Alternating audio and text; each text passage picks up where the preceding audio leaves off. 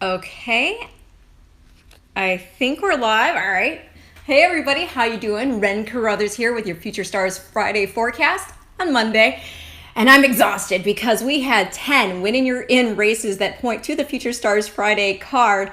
And the excitement was palpable. I mean, my favorite performance of the whole weekend is probably not going to be a shocker to anybody. That's Kimari. We'll talk about her later. I just want to jump into talking about the Darlie Alcibiades first because it was the first race of the weekend. It was on Friday, opening day at Keeneland.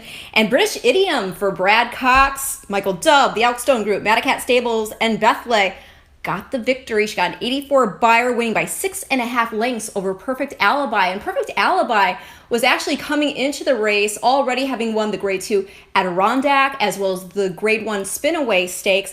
And, you know, the filly who she beat last out, talking about Perfect Alibi, Frank's Rockette, she actually went on to run second, well beaten, but a second nonetheless to Wicked Whisper in the Frisette. So, even though Perfect Alibi lost, it's also worth mentioning that she got the best buyer of her career so far, a 73. But British Idiom, she just proved superior here. I mean, she broke really well.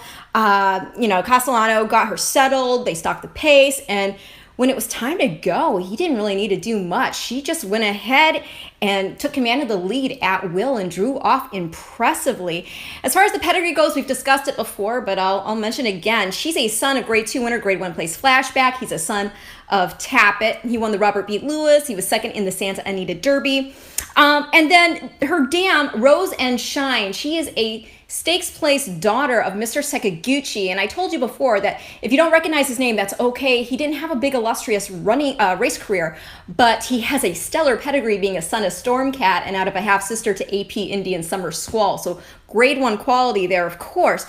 And it was also kind of fitting because, as I mentioned on Twitter, if you follow me, at Ren Carothers, the family includes 2014's Darlie Alcibiades winner, Peace and War. So that's pretty cool there, British Idiom. And I got to tell you, one of the angles to liking her was that the filly that she beat by 3.5 lengths on debut, Miss Marissa, then went on to wire a field going a mile at Belmont Park, getting a 77 buyer. Well, Miss Marissa was also in the Frisette, and though she tried to contest the pace and then just hung off it, she proved no match for Wicked Whisper.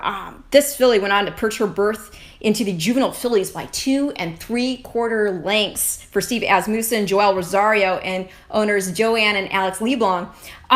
This basically looked like a glorified workout. It wasn't until the aforementioned Frank's Rocket made a bid in the stretch that Joelle even asked for Whisper's attention. So it was a very stylish win. As for her pedigree, she is by Liam's Map. He is a son of 95's Breeders' Cup Juvenile Champ, Unbridled Song. Unbridled Song went on to win the Florida Derby and the Wood Memorial. Liam's Map himself, he won 6 of 8 starts, including the Woodward and the Breeders' Cup Dirt Mile, in which he set a record of 134-2. Wicked Whisper's Dam, well, she is by 2006's Eclipse Champion 3-year-old Bernardini. So you're going to get some stamina from him, that's for sure. He won the Preakness, the Travers. He was second in the Classic to Invasor. Now, this mare, the dam of Wicked Whisper, she's already dropped a really nice filly in Point of Honor. Point of Honor is by Curlin. She won the Black-Eyed Susan. And just recently, she put in runner-up performances to Guarana in the Coaching Club America Oaks, as well as to Dunbar Road in the Alabama. Now, Whisper's dam herself is a 3/4 sister to West Virginia winner, West Virginia Derby. I can't talk today. West Virginia Derby winner, Mr. Freeze. There we go. And she's also half to a couple of other Grade 3 winners. Now, if you trace the family back, this is just more of a fun fact point for me. If you trace this family back a bit, you'll come to Sabin, and she was a multiple Grade 1 winner who won 18 of 25 starts. This was racing from 2 to 5 years old. She earned over $1 million, and she was so good that they named a race after her. a race that was later renamed after one of its winners, Royal Delta. So that's pretty cool there. Talking now about the Claiborne Breeders' Futurity, we saw another wow performance. This was from a homebred from Godolphin named Maxfield, and he was just coming off his debut score. One race under the belt, he won at 10-1. He closed. It was a mile race. He got a 67 buyer. In that start, he didn't break well, and he didn't break well in the Breeders' Futurity either. But he was still back in ninth at the half. But I got to tell you, it was so impressive because once he started to make a move, it looked like he'd been slingshot around the turn for a home. And Governor Morris, it was like he didn't even know what was coming because Maxfield breezed right on by him, went on to score by 5.5 lengths with Jose Ortiz. This was, he was giving Brendan Walsh his first grade 1 win, so that's very cool. Now, the buyer came back in 86, so that's also impressive. That's quite the buyer jump. Again, he got a 67 on that debut. And the pedigree on this beautiful boy is just as impressive as his physical appearance because he was a beauty. He's by Street Sense, and Street Sense is the first horse to complete the Breeders' Cup Juvenile Kentucky Derby double. And then, this is neat, Max's mom is by 2006's Eclipse champion 3-year-old again, Bernardini. And this makes her a 3/4 sister to grade 1 winner Sky Mesa. Sky Mesa, in addition to Hopeful, also won the Breeders' Futurity, so it's pretty fitting there. Now, they're 3/4 siblings because Sky Mesa is by Pulpit, and both Pulpit and Bernardini are sons of AP Indy. So, furthermore, this female family includes champion 2-year-old Outstandingly, and she won the Breeders' Cup Juvenile Fillies in the Breeders' Cup's inaugural year, 1984. Now, moving ahead to the Champagne, 'Tis the Law. He won by an authoritative 4 lengths over the previously undefeated Greenlight Go, who just could not go on with it after leading the way as far as the stretch. This was for 'Tis the Law after overcoming a stumble from the gate. The clock was stopped in 1:35.2 for the mile. The buyer came back in 89 for the Son of Constitution, but it appears we are not going to see him at the Breeders' Cup. Barclay Tagg and connections from Saratoga Stables they're the same connections, by the way, who campaigned 2003's Kentucky Derby and Preakness champ Funnyside. They just feel that shipping him west and asking him to go 2 turns against top-tier competition's a lot for his next start. I think they're going to point him toward the Remsen instead. But I did want to mention, as far as Greenlight Go, now he'd been off for almost 2 months before the Champagne. And so I would expect a fitter horse next time. Now, granted, I was not on track, did not see this horse in person, just caught a glimpse of him during the post-parade. He looked a little chunky to me, just a little bit. And, they went 22-2 for the first quarter, and then Gozilla was breathing down his neck. So I just think this is a lot to ask for a young horse off the bench. And, it's also worth noting that everyone in this field, save for 88-1 shot Truculent, got a buyer in the 80s. So still, I still a horse to keep on your radar, I think. And that we also had 3 win-in-your-ins this weekend, specifically for the Breeders' Cup Juvenile Sprint. And Wesley Ward won 2 of them.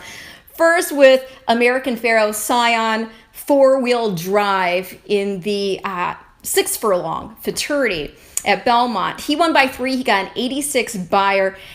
And then Wesley won with the freakishly talented filly Kimari in the Indian Summer Stakes, which is 5.5 furlongs at Keeneland. Her buyer was a 78, but I still think this filly is at the top of her division, especially after she showed a new dimension. She pulled a Zenyatta going from last to first with Mike Smith, scoring by a half length. She stopped the clock in 1:03. That established a new stakes record. Granted, this is just the second year this race has been run, but still, that was a wow performance. And Mike Smith was so kind.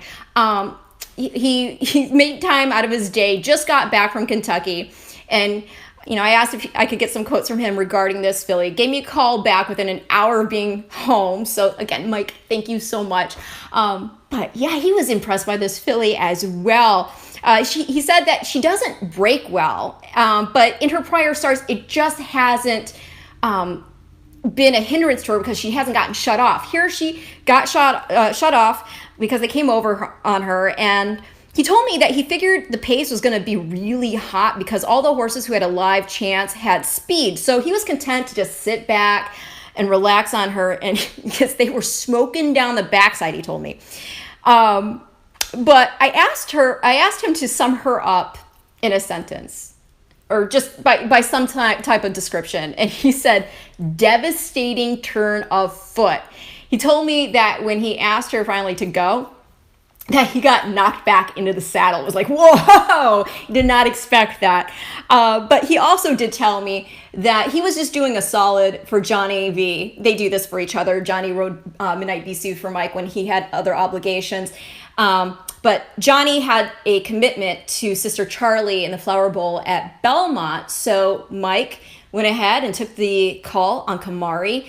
Velasquez will be getting Kimari back for the Breeders' Cup itself, though. So now cutting back a half length, back to 5, so long as, we can get her out of that gate, get her involved early, this should have put a lot of foot under her. And I just think she's a really cool filly for a number of reasons. I mean, this form is legit. This is no fluke.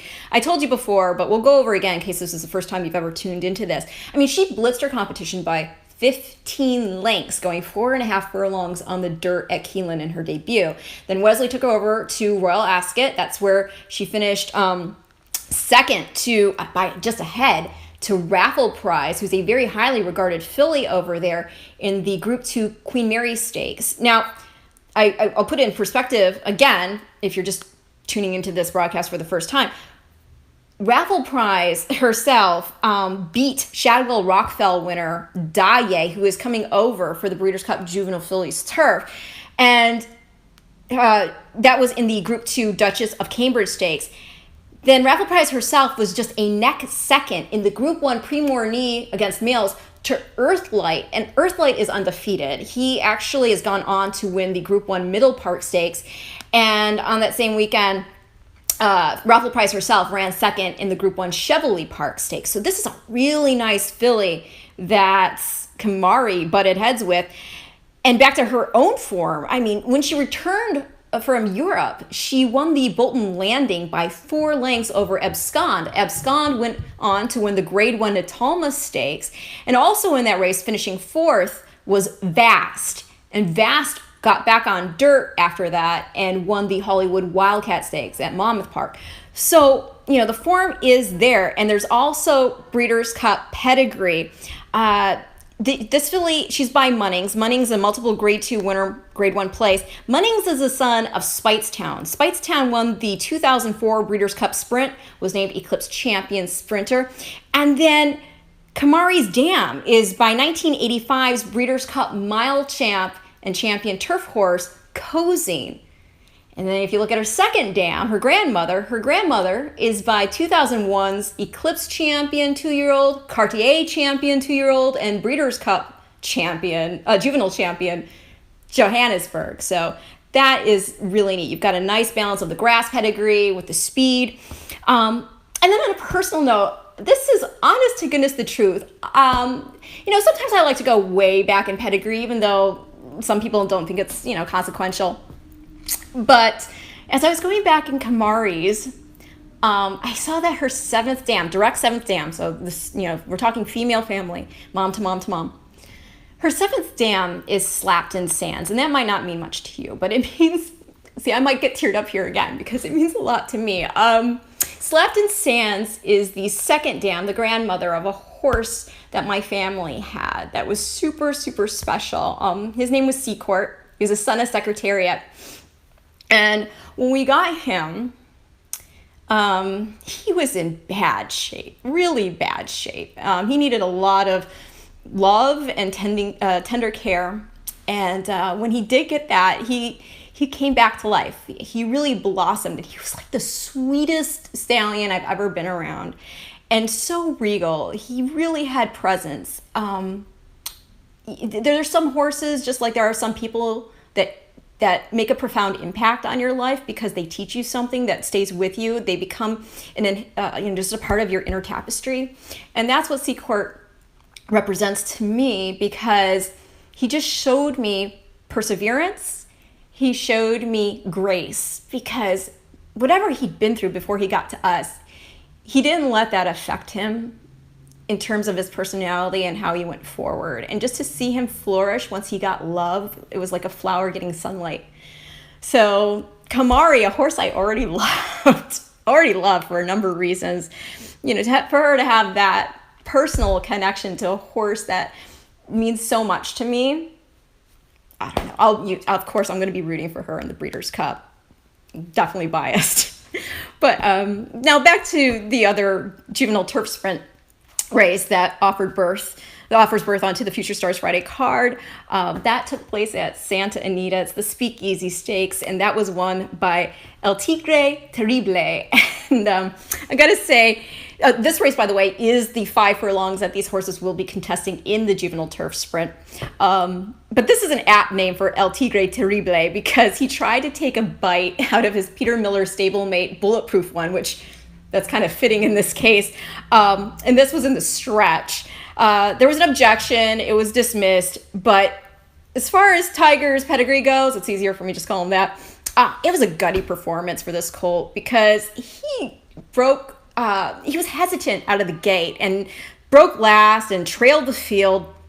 And once they got to the rail, though, he kind of popped onto it and just flew up on the inside. That shows a lot of guts for a 2-year-old to do that. It really does. You have to have the mental stability to know that, okay, I can pass other horses this way. So he got up there, and then he went in between horses. He got between Bulletproof One as well as Greg's Diva. That's kind of around the time when he tried to take a bite out of Bullet. So this was going tooth and nail to get up by a neck in the end here. The final time was 55-3. That was after going 20-3 for the opening quarter, 43-4 for the half. He got a 74 buyer.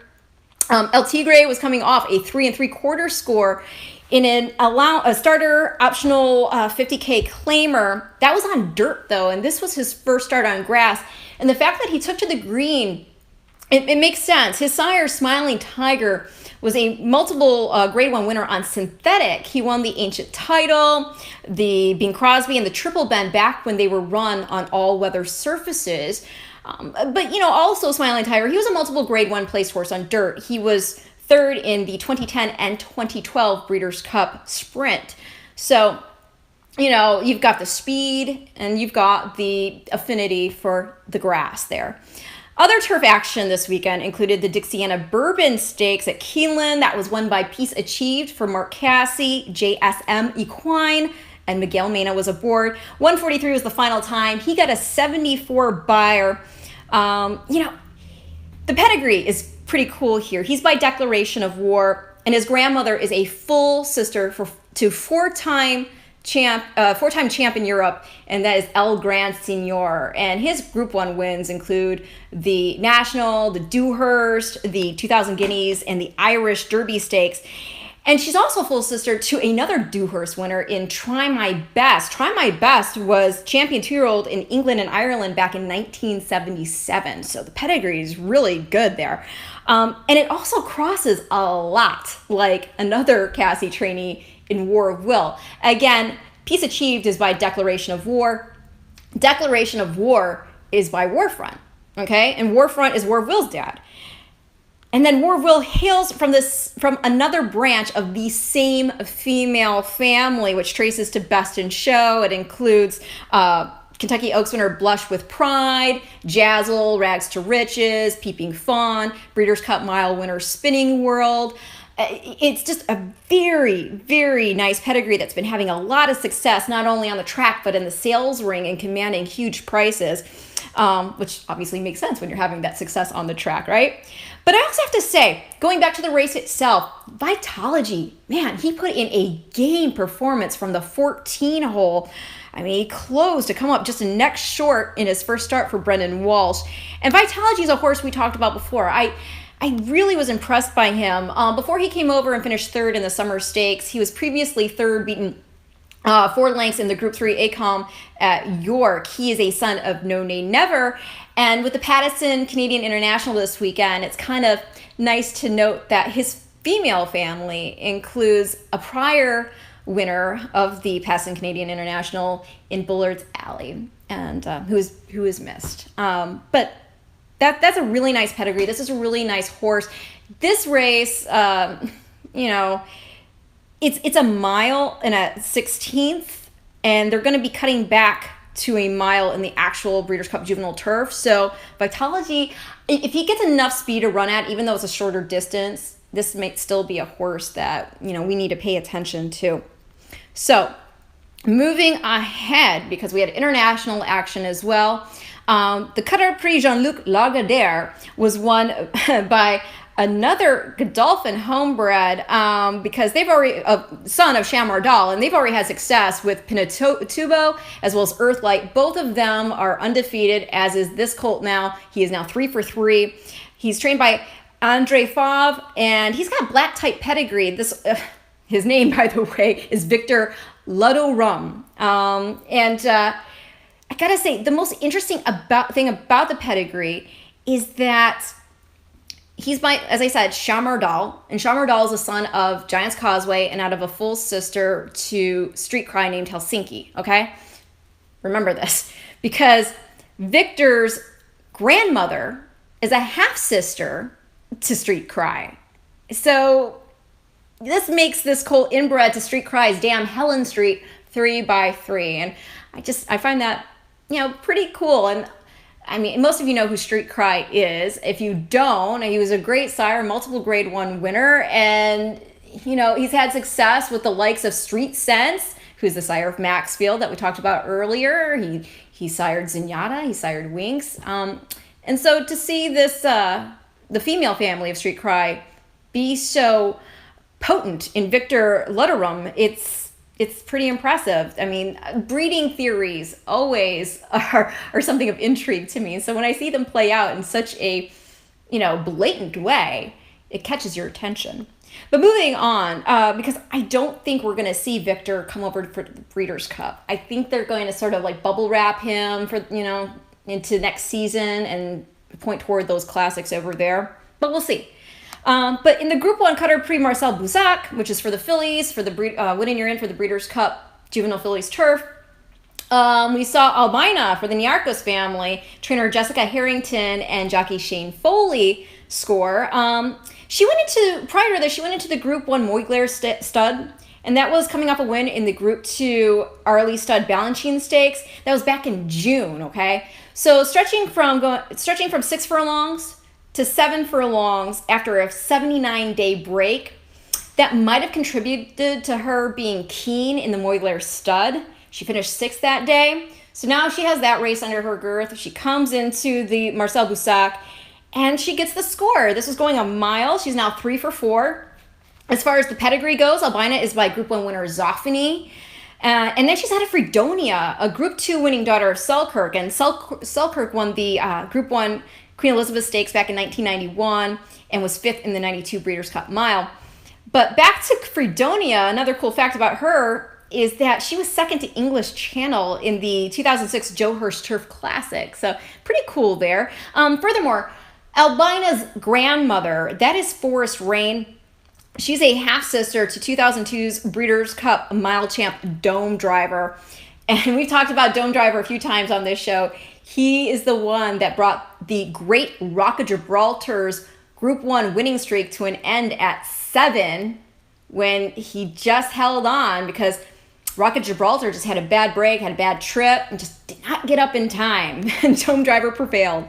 But now, having discussed all this leaves us with just one more Breeders' Cup win and you're in race. And that is this Wednesday at Keeneland. It is the mile and 16th Grade 2 Jessamine Stakes.